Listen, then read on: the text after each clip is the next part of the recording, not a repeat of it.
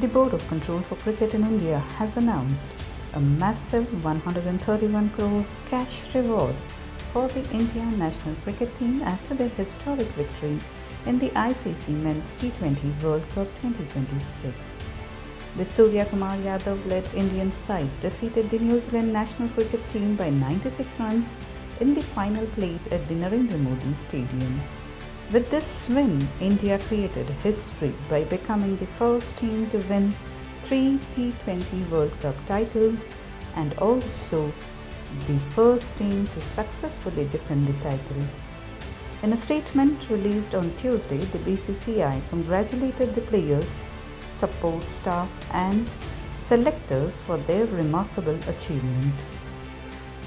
The reward has also increased compared to the previous edition. In 2024, the BCCI had announced 125 crore for the winning Indian team, meaning the prize has increased by 6 crore this time. Opener Sanju Samson played a key role in the campaign and was named player of the tournament. Team India also received $2.34 million, around 21.5 crore rupees in prize money from the International Cricket Council.